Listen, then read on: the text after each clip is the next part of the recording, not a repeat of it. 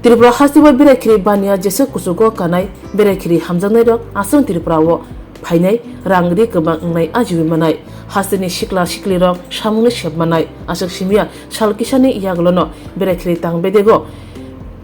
Tourist Guard Shabok Langzanai Bilinia Bukakse Rashnagar Block Chot Kala Amtayo Bad Bangla Moitri Shetu Fiok Thanibo Obahina Shakla Deka Berekiri Tang Bedegni Montri Shushanto Chodri Krak Shalo Dangsha Pyongmane Bishingti Bad Bangla Moitri Shetu Berekiri Thai Snamjangma Chengirika Montri Shushanto Chodri Logitongo Montri Shuklachora Nawatia Hanko Shabati Poti Dipok Dotto Emile Shopna Mojumdar Yakshi Bodolni Emile Dipankar Shen Berekiri Tang Bedegni Tangpankara UK Chakma Hanko Tangpang Muhammad Sajjad P Rasnagar Panchayat Samitini Chairman Bishojit Nath Tongo Kubuni Nograiro Jati Kathar Musangmani Bishingti Panda Chengirika Berekiri Tang Bedegni Montri Shushanto Chodri Abni Yaglo Bilinia Amsani Mungrang Resap Mung Grengrok Resap Mung Bishingti Manzran Nograironi Khatong Thogrika Joti 4 crore 51 lakh 13,096 Rupee rang sebagai Bad Bangla Moitri Shetu Berekiri Thai Snamjaka Shaka Berekiri Tang Bedegni Tangpankara UK Chakma secretary সাহেব বলেছেন যে আমাদের পর্যটকের সংখ্যা বেড়েছে বহিরাগত পর্যটক যাদেরকে আমরা ফরেন টুরিস্ট বলি আগে বাংলাদেশ থেকে একটা বিশাল মাত্রায় আসতো কিন্তু বর্তমানে বাংলাদেশের সঙ্গে যা সম্পর্ক রয়েছে তাতে করে এটা একটা ঘাটতি আমাদের হয়েছে আমরা এখানে যারাই আছি প্রত্যেকে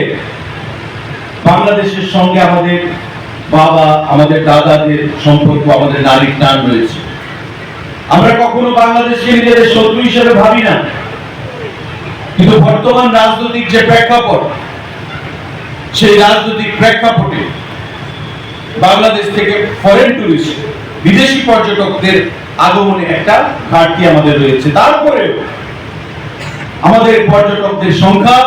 7 লাখের উপর সেখানে ছাপিয়ে গেছে এবারকার লেটেস্ট যে আমাদের ডাটা রয়েছে ইনকাম আমাদের অনেকটা বৃদ্ধি পেয়েছে আমাদের পর্যটন দপ্তরের বন্ধুরা আমাদের উদ্দেশ্য কি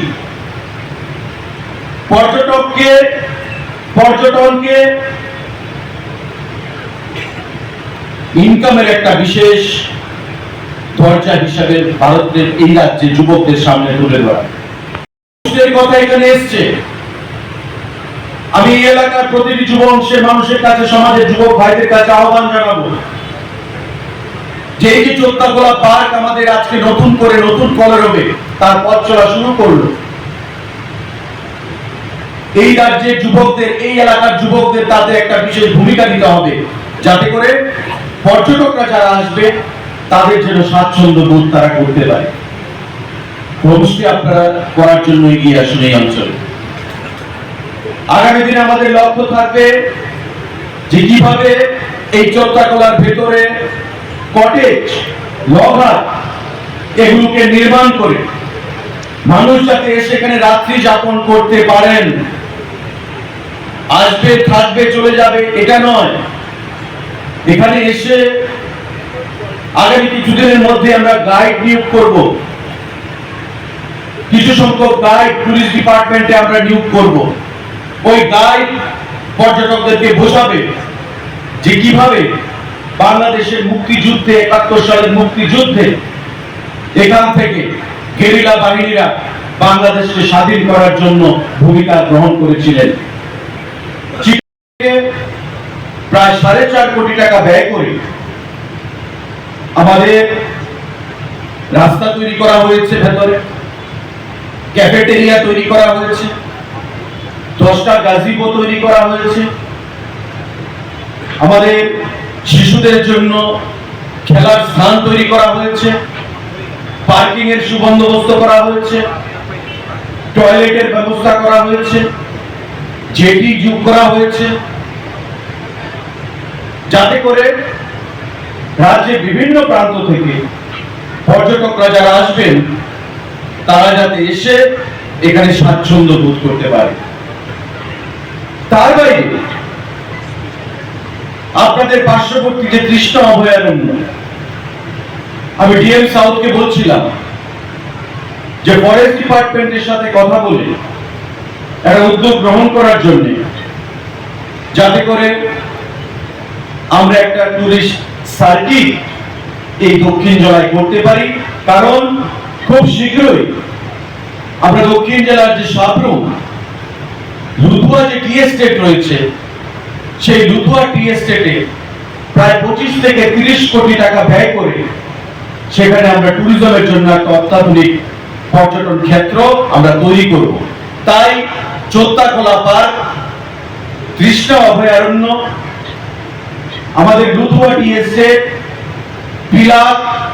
দাম্বাদিপা, এগুলোকে একটা সার্কিট বানিয়ে আমরা বহির্রাজ্যে, বিশ্বের কাছে আমরা পেশ করতে পারবো। যাতে মানেই হচ্ছে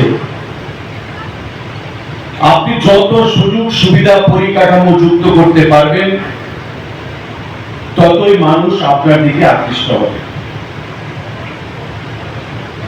পর্যটন দপ্তরের সেক্রেটারি ওনার বক্তব্যে বলেছেন যে আমাদের দুটো ভাবে আমরা ভাগ করেছি। একটা হচ্ছে নতুন নতুন স্থান তৈরি করা, ভারত সরকারের সাহায্যে, রাজ্য সরকারের সাহায্যে। আরেকটা হচ্ছে আগেরকার পুরনো যে স্থানগুলো, সেগুলোর মধ্যে নতুন পরিকাঠামো যুক্ত করে মানুষের জন্য সেগুলোকে উৎসর্গ করা। চোত্তাখোলার এই পার্ক হচ্ছে বিগত সরকারের আমলে তৈরি, কিন্তু আমরা যখন দেখলাম যে পরিকাঠামোগত যদি আরো উন্নয়ন করা যায়, তবে এই এলাকার মানুষের ক্রয় ক্ষমতা আমরা বৃদ্ধি করতে পারবো, রোজগার বৃদ্ধি করতে পারবো, এবং দক্ষিণ জেলায় ভারত বাংলাদেশের সীমান্তে অবস্থিত এই পর্যটন ক্ষেত্রটিকে আমরা জনপ্রিয় করে তুলতে পারবো, আকর্ষণীয় করে তুলতে পারবো।